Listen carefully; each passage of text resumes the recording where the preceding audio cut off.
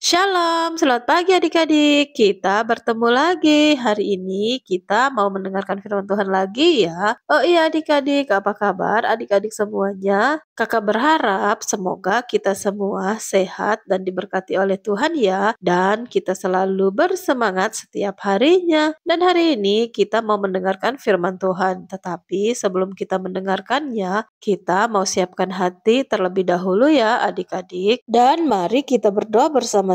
Tuhan Yesus yang baik, terima kasih untuk pertolongan Tuhan. Hari ini kami bersyukur karena pertolongan-Mu itu sungguh luar biasa. Kebaikan Tuhan sungguh ajaib. Hari ini kami mau mendengarkan firman Tuhan lagi. Tolonglah kami ya Tuhan, agar kami dapat mendengar dan dapat belajar dari firman itu. Di dalam nama Tuhan Yesus Kristus kami berdoa. Haleluya. Amin.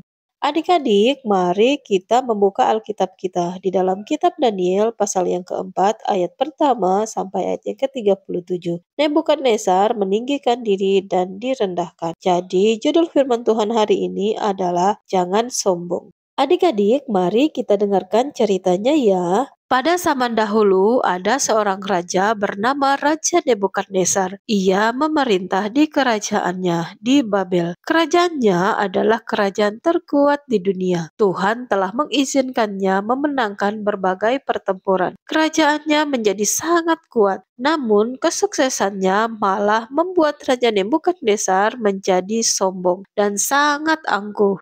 Ia tidak mau memuliakan Tuhan, bahkan ia tidak mengakui Tuhan di dalam hidupnya. Kemudian pada suatu malam, dalam tidurnya sang raja bermimpi. Mimpinya itu sangat aneh. Dalam mimpinya, ia melihat sebuah pohon yang tinggi dan sangat besar. Pohon itu begitu besar hingga menjulang tinggi ke langit dan daunnya menyebar ke seluruh dunia. Pohon itu nampak indah. Pohon yang berbuah lebat menghasilkan banyak buah untuk dimakan hewan-hewan yang berlindung di bawah pohon tersebut. Tak hanya itu, di dahan dan di cabang-cabangnya terdapat berbagai macam jenis burung. Mereka berlindung pada pohon itu. Ketika raja sedang memperhatikan pohon tersebut, tiba-tiba malaikat datang dan memerintahkan untuk menebang pohon tersebut. Kibaskanlah dahan-dahannya dan usirlah hewan-hewan dan burung-burung yang ada di sana. Biarkanlah pohon itu tersisa hanya tunggulnya saja, kata malaikat.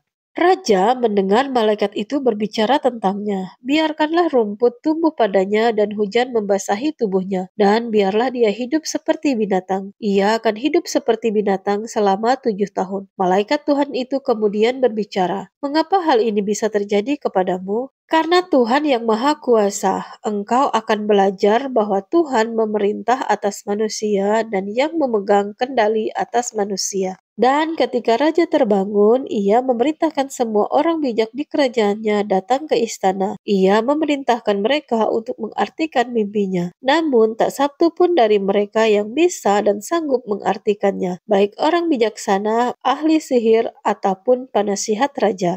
Kemudian Daniel yang mengasihi Tuhan, percaya dan taat kepadanya datang menemui raja.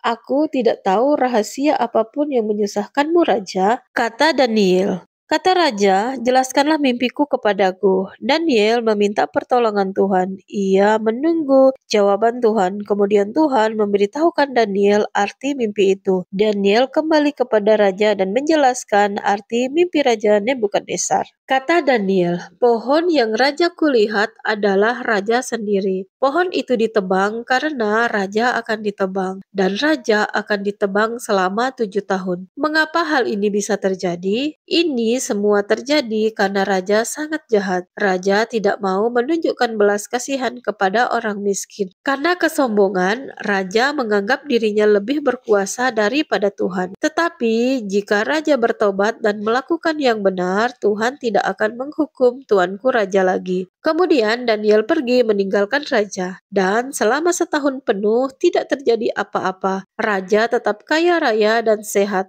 Kerajaannya makmur dan semuanya berjalan dengan baik. Sampai suatu hari raja melihat istananya yang sangat megah dan hatinya penuh dengan kebanggaan. "Ini adalah kerajaanku yang agung," kata raja. Aku membangunnya dengan kekuatanku. Aku kuat, aku perkasa. Lihat betapa hebatnya aku sekarang, kata raja lagi. Baru saja ia mengucapkan kata-kata ini, raja mendengar suara dari atas. Oh Raja Nebukadnezar yang agung, kerajaanmu telah meninggalkanmu. Tuhan memberitahu Raja Nebukadnezar bahwa Tuhanlah yang memegang kendali atas seluruh dunia. Manusia tidak bisa menyamai kekuasaan Tuhan. Dan seketika itu juga Raja Nebukadnezar kehilangan akal sehatnya. Ia meninggalkan istananya dan lari ke daerah yang sepi. Ia menjadi sangat liar. Raja tertiup angin dan basah kuyup karena hujan. Perubahan drastis terjadi kepada raja. Kuku-kukunya tumbuh menjadi panjang seperti cakar burung. Ia hidup seperti binatang buas selama 7 tahun. Kemudian ia mendapatkan kembali akal sehatnya.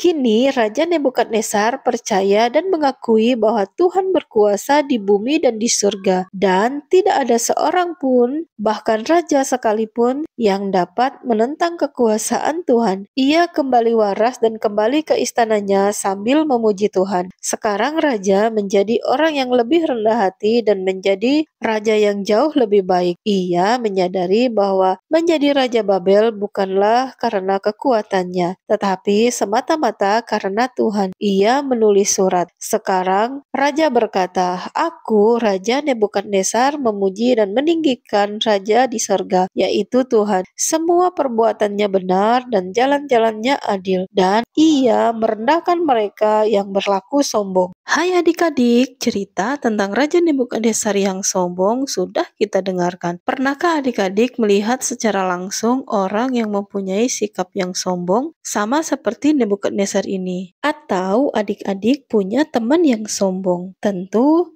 adik-adik tidak mau kan punya teman yang sombong? Karena orang yang sombong selalu menganggap dirinya yang paling hebat dari orang lainnya. Ada orang yang sombong karena kekayaannya. Ada juga yang sombong karena kepintarannya. Ada juga yang sombong karena kekuatannya. Nah, adik-adik, firman Tuhan hari ini adik-adik akan belajar untuk jangan menjadi sombong. Tetapi sebaliknya, adik-adik harus menjadi anak-anak yang rendah hati. Adik-adik harus menyadari bahwa semua yang adik-adik miliki, semuanya itu adalah berkat dari Tuhan. Asalnya dari Tuhan. Dan yang perlu kita ingat juga bahwa kesombongan adalah awal dari kehancuran. Jadi adik-adik tetaplah rendah hati ya. Amin firman Tuhan. Mari kita berdoa bersama-sama. Tuhan Yesus, terima kasih untuk firman Tuhan yang sudah kami dengarkan. Kami bersyukur atas firman Tuhan hari ini. Kami belajar hal yang baru. Biarlah firman Tuhan ini tertanam di dalam hati kami. Jadikan kami anak-anak yang tetap rendah hati, tidak menjadi sombong. Karena apa yang kami miliki, kami sadari semuanya adalah pemberian Tuhan. Terima kasih Tuhan Yesus, kami berdoa mengucap syukur. Haleluya. Amin.